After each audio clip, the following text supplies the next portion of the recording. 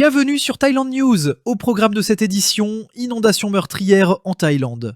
Un homme décède après des piqûres de fourmis à Samut Prakan. Blackpink et les grands festivals boostent le tourisme thaïlandais. Et c'est parti.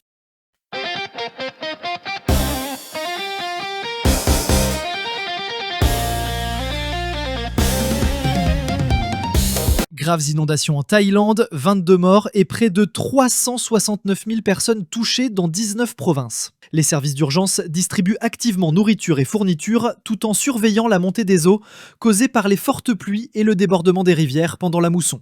Les provinces touchées incluent Uttaradit, Phitsanulok, Phetchabun, Sukhothai, Pichit, Nakhon Sawan, Uthai Thani, Chainat, Singbory, Angthong, Suphanburi, Ayutthaya, Pathum Thani, Nakhon Pathom, Chaiyaphum, Ubon Ratchathani, Udon Thani, Yasothon et Chachoeng Sao. Le bilan s'élève à 22 morts, 1 à Phitsanulok, 8 à Uttaradit, 1 à Phetchabun, 1 à Pichit, 8 à Ayutthaya et 3 à Yasothon. Les régions les plus touchées sont situées hors de Bangkok, notamment dans le nord et le centre du pays. À Uttaradit et Ayutthaya, les secours travaillent sans relâche pour venir en aide aux habitants. Dans certaines zones comme Phitsanulok et Phetchabun, le niveau de l'eau reste stable, tandis qu'il commence à baisser à Uttaradit et Sukhothai. Dans les plaines centrales, 8 provinces signalent encore des inondations avec des variations du niveau de l'eau à Pathum Thani et Uthai Thani. Dans le nord-est, Chaiyaphum et Udon Thani restent touchés,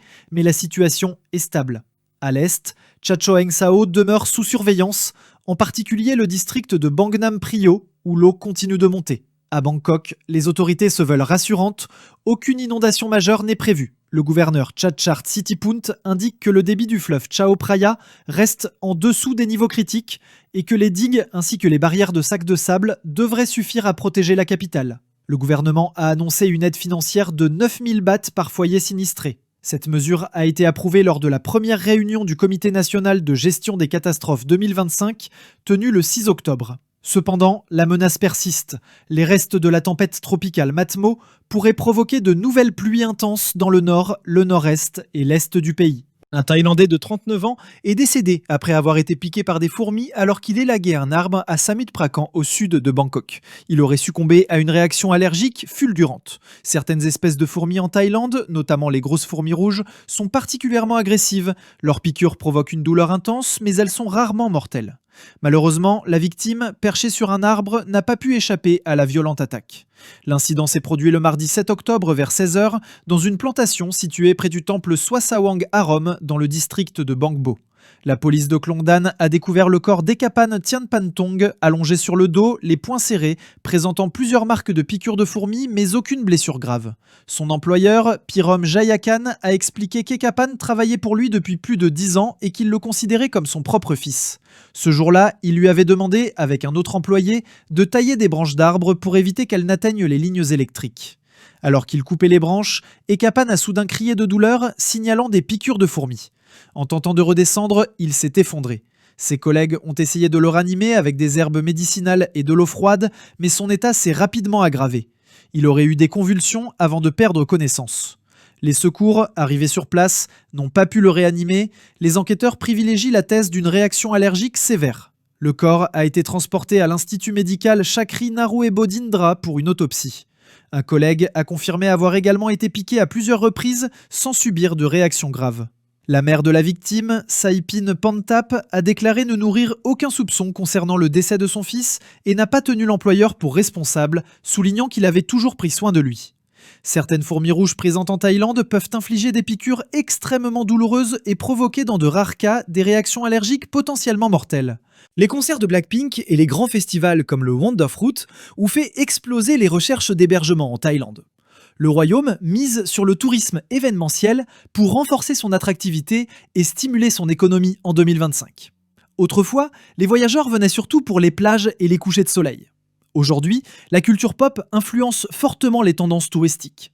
Selon la plateforme Agoda, les concerts et festivals sont devenus des moteurs essentiels du tourisme international et national en Thaïlande.